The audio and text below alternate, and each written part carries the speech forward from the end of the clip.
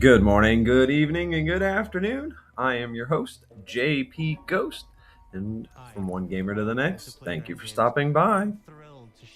Welcome to our next Gaming Talks video. In this one, we will be talking about the new Fable. Without further ado, let's dive on in. I've always enjoyed the Fable games as a whole to begin with. They've always had a special place. I mean, you can find a Fable Play series up on the channel now, as well as we'll be posting more and more. And as we get more information for Fable coming out later this year, we'll probably come back and do more talk videos. But in this video, we have quite a bit to talk about.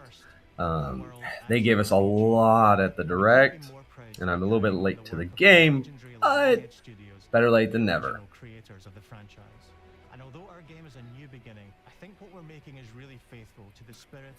Oh, it's been such a fun ride. We got to see a chicken become a hob. Later on, we do see them use a spell that straight turns the enemies into chickens, which was hilarious. It's always fun to see new spells in work, and I'm actually excited to see what they give us. Oh, just like any other Fable game, we are getting to start as a child and roam around a starting city. I'm actually quite interested to see what kind of antics and how well they play. I mean, it is a Fable staple, starting as a kid and going around. Very interesting to see, and then we unlock our hero powers as a kid, but then our entire village gets turned to stone. So it'd be interesting to see how that goes and see where the story goes from there, like who turned everybody to stone and why weren't we affected, kind of stuff. They also get to showcase a wide range of locations. It looks beautiful from the different locales we've seen, what they've been showing us, both in the trailer here and the screenshots. I mean, all in all, game looks beautiful. And to me, it kind of feels like they're going with a Fable 3, because we see like Bowerstone, Farfax Manor, they dive into the Heroes Guild, and then as we go through, it's like Bloodstone, the Cult of Shadows, all this really playing into more of a Fable 3 kind of city. Everything's sprawling, everything's grown up, which I don't mind. I actually enjoy like the bigger cities and the well-defined aspects of it all. It's nice to see, though, we actually get a horse and run around with the horse. Definitely going to make that the open world traversal so much quicker and so much better.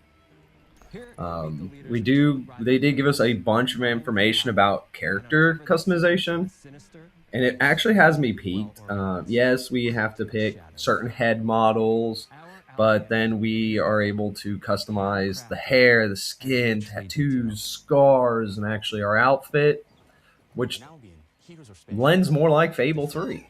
Now, yes, it is a step up because we do get to pick a face model, but the amount of customization we are getting is actually more than we've seen in any other Fable. So I am actually really excited to see that. And I'm really interested to see like all the unique characters that the community makes, both in clothing, scars, tattoos, and it really seems like we're going to have a lot of freedom, even though it is like more pick your choice. How many of those choices do we get, and how many different combinations can we do? That's where it's really going to strive, in my opinion, and I can't wait.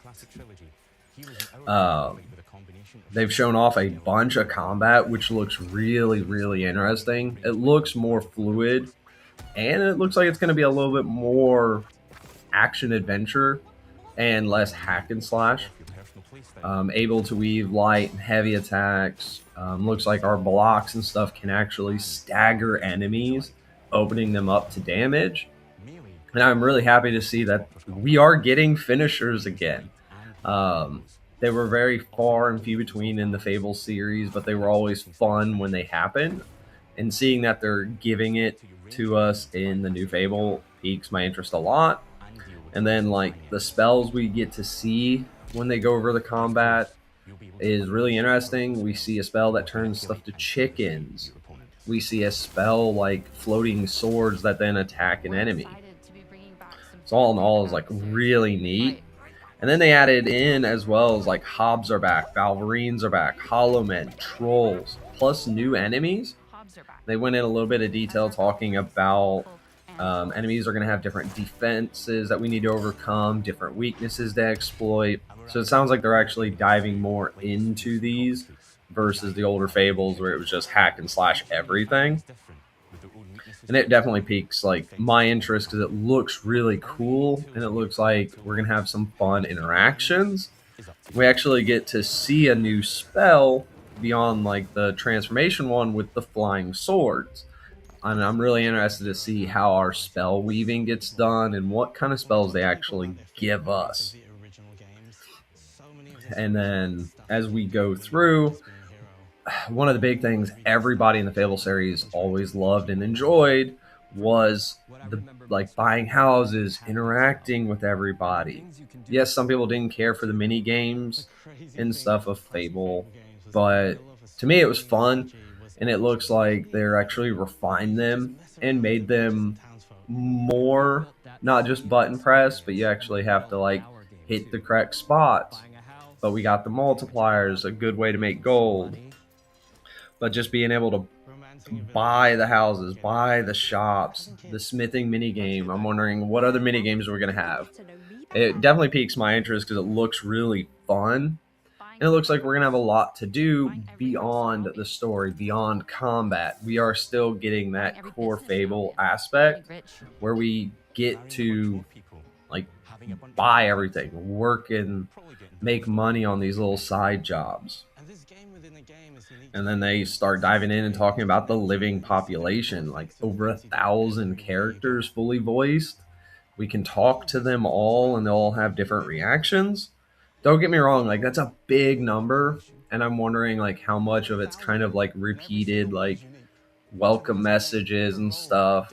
But with them talking about them having their own lives and everything, really, really interesting to see. Plus, then they have their morality system. Yes, in the original Fables, it was black and white. And this one is more of a reputation kind of system where each individual person will like or dislike you based on your reputation. To me, from what I've seen in the trailer, is as we do stuff, it adds to that type of reputation. Rich, tycoon, chicken chaser. And I'm hoping it's more of a spider web. So it's like I may be rich, but I take down all the rent. So people really love it. So that I get the rich popularity, but on a good scale versus the bad scale. Same thing with Tycoon and other reputations we see throughout the game once we get our hands in it. That right there really has my interest peaked to see how things will actually progress down that line. I'm hoping it's not just a point system and everybody, if they like rich, they're going to like you. Everybody who like doesn't like the rich are going to dislike you because you have that high rich. But I want to see more, and hopefully we'll actually get more as we get closer to the release date. And then one big thing that they talked about really heavily are our choices. Lots of little choices, lots of big choices. And it really is interesting to see that some of these choices will actually impact the state of Albion. The big one they showcase is the giant, which we've seen in a few different trailers, and they delve a little bit more our choice on do we kill them? Do we spare them? And they show off like it just laying in the field and people aren't happy about it. Housing prices go down and just some like stuff like that. So it's really interesting to see like a big impact like that actually show up in the world.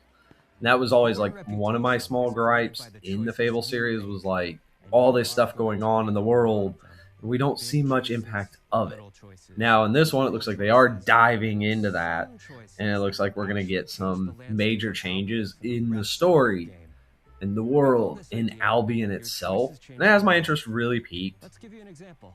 But with everything said and done, I'm actually really excited for the new Fable game. I'm really enjoying the combat that they've showcased. The character customization seems like it's going to be so much better than what we've had in the past. And then the choices and actions that we're going to see in the game sound like they're going to actually be impactful.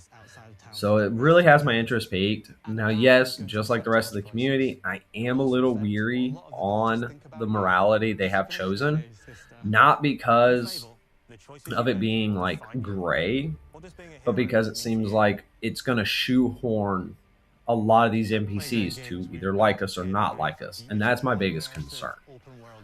But we'll have to see more as we get further along and as we get closer to the autumn release window.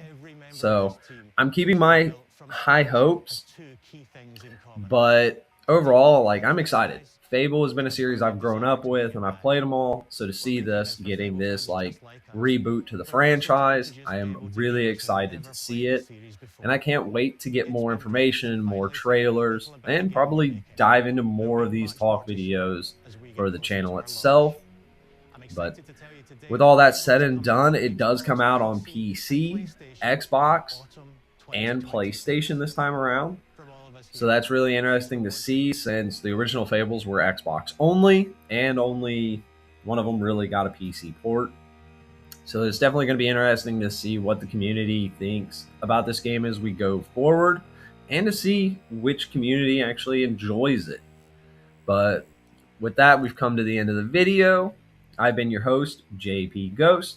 If you want to see more Fable content, we do have a Fable Let's Play series. We'll have it in the card at the end.